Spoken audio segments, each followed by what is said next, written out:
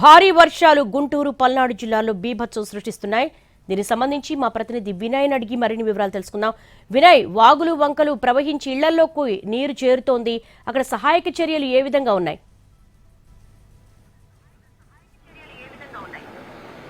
దేవి, గుంటూరు జిల్లాలో గత అర్ధరాత్రి కురిసిన భారీ వర్షాలకి పూర్తిగా గుంటూరులో పలు ప్రాంతాలు జలమయమైన పరిస్థితి మనకు కనిపిస్తా ఉంది. ప్రజెంట్ మనం గుంటూరు చుట్టుకుంట సెంటర్ మురుగుపేట ఏరియాలో ఉన్నాము. పూర్తిగా దాదాపు ఈ ఇళ్లన్నీ కూడా నీట మునిగిన పరిస్థితి మనకు కనిపిస్తా ఉంది. పీకల లోతులో వీళ్ళందరూ కూడా నిత్యావసర వస్తువులు కావచ్చు, వాటర్ తీసుకుని వెళ్తున్న ఆ పరిస్థితి మనకి కనిపిస్తా ఉంది. ఉదయం నుంచి కూడా మొత్తం పెద్ద ఎత్తున వరద నీరన్నీ కూడా రావడంతో ఈ ప్రాంత ప్రజలందరూ కూడా తీవ్ర ఇబ్బందులు పడతా ఉన్నారు. ఒకవైపు పవర్ లేకపోవడంతో మొత్తం ఆ నీళ్ళన్నీ కూడా ఏ విధంగా తీసుకెళ్తున్నారనేది కూడా మనం ఒకసారి ఆ విజువల్లో చూడొచ్చు. దాదాపు నడుము లోతు పైగా ఇక్కడంతా కూడా ప్రస్తుతం ఉన్న కండిషన్ ప్రకారం ఫ్లడ్ అంతా కూడా ఉంది. వాళ్ళందరూ కూడా అదే విధంగా మొత్తం వాళ్ళందరూ కూడా నీరు కావచ్చు, ఇతర ఆహార పదార్థాలన్నీ కూడా తీసుకెళ్ళడానికి బయటకు వస్తా ఉన్నారు. పూర్తిగా ఈ ప్రాంతం అంతా కూడా జలమయం అయిపోయిందని కూడా చెప్పొచ్చు. ఎందుకంటే ఇల్లు అంటే ఫస్ట్ ఫ్లోర్ అన్ని కూడా ఆల్మోస్ట్ మునిగిపోయిన నేపథ్యంలో వాళ్ళందరూ కూడా సెకండ్ ఫ్లోర్ కి, థర్డ్ ఫ్లోర్ కి వెళ్లి తలదాచుకుంటున్న ఆ పరిస్థితి మనకు కనిపిస్తా ఉంది. విజువల్లో చూడొచ్చు. మరోవైపు వీళ్ళంతా కూడా కర్రల సాయంతో, అదేవిధంగా ఇక్కడ పక్కన డ్రైన్లు కూడా ఉన్న నేపథ్యంలో ఎటువంటి భయపడకుండా వీళ్ళందరూ కూడా వెళ్తున్న ఆ పరిస్థితి మనకు కనిపిస్తా ఉంది. మనం ఇక్కడ విజువల్లో చూడొచ్చు. పూర్తిగా ఇల్లంతా కూడా మునిగిపోయిన పరిస్థితి మనకు కనిపిస్తా ఉంది. మన కెమెరామ్యాన్ ఇప్పుడు మనకి ఆ విజువల్ కూడా ప్యాన్ చేస్తున్న ఆ సిచ్యువేషన్ మనం చూడొచ్చు. ఎందుకంటే గత అర్ధరాత్రి భారీ వర్షం కురిసింది.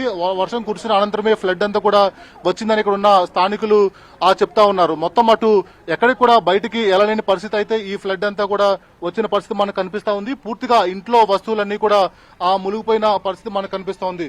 చూడొచ్చు, మనకి అటు బెడ్ కావచ్చు, మిగిలిన లోపల టీవీ కావచ్చు, అన్ని సామాన్లు కూడా పూర్తిగా మునిగిపోయిన పరిస్థితి మనకు కనిపిస్తా ఉంది.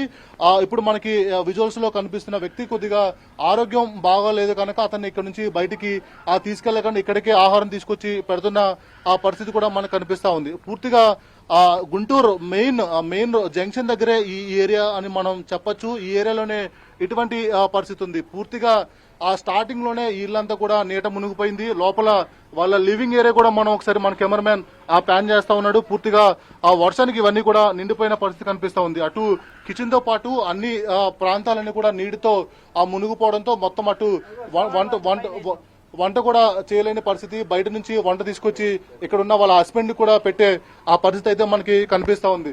పూర్తిగా మన కెమెరామ్యాన్ ఇప్పుడు లోపల ఆ విజువల్ కూడా చూపిస్తా ఉన్నారు. మొత్తం పూర్తిగా ఈ ప్రాంతం అంతా కూడా ఏ విధంగా జలమయం అయిపోయింది, సామాన్లన్నీ కూడా పైకి మార్చిన పరిస్థితి కనిపిస్తా ఉంది.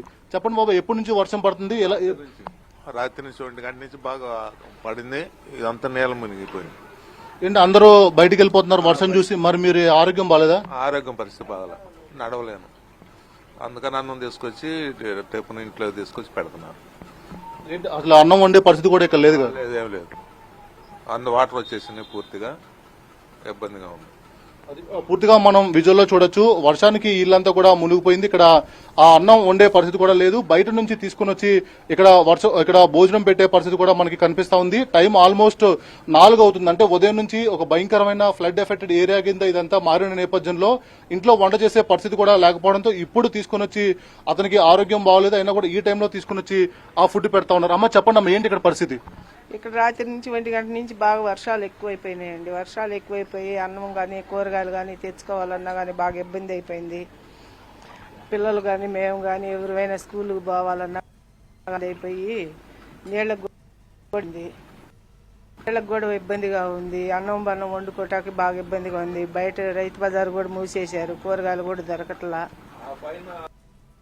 ఇప్పుడు అవుతుంది మొత్తం ఇక్కడంతా మునిగిపోవడంతో అందరు కూడా ఇల్లు ఖాళీ చేసి వెళ్ళారు. ఆయనకి ఏమైంది? భోజనం ఎక్కడ నుంచి తీసుకొచ్చారు?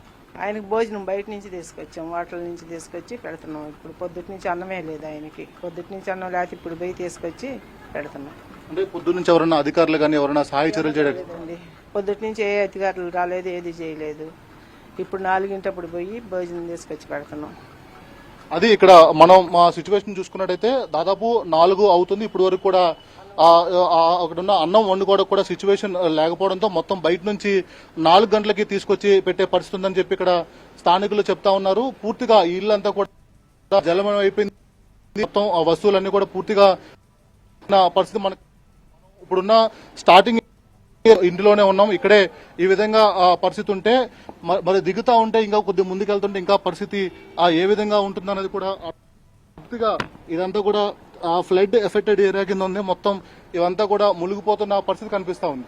స్టార్టింగ్ ఏరియాలోనే మనం ప్రస్తుతం ఉన్నాం. ఇంకా ఎదురుకెళ్తా ఉంటే పూర్తిగా ఇల్లులన్నీ కూడా నీట మునిగిన పరిస్థితి మనకు కనిపిస్తా ఉంది. అందరూ కూడా ఇళ్ల నుంచి ఆల్మోస్ట్ ఫస్ట్ ఫ్లోర్ అన్ని కూడా నీరు వచ్చేసిన నేపథ్యంలో మొత్తం అందరు కూడా బయటకు వచ్చి బిక్కుబిక్కుమంటున్న పరిస్థితి కూడా మనకి కనిపిస్తా ఉంది. ఎందుకంటే ఉదయం నుంచి ఫ్లడ్ అనేది కూడా పెరుగుతా వస్తుంది, కానీ అధికారులు ఎవరు కూడా రాలేదని చెప్పి కూడా వాళ్ళందరూ చెప్తా ఉన్నారు.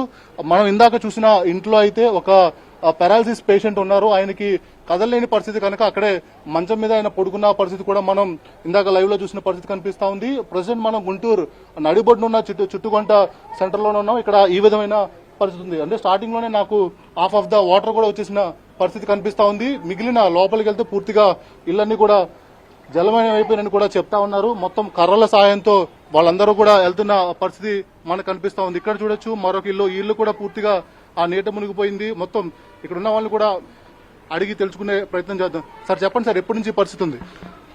నమస్తే అండి.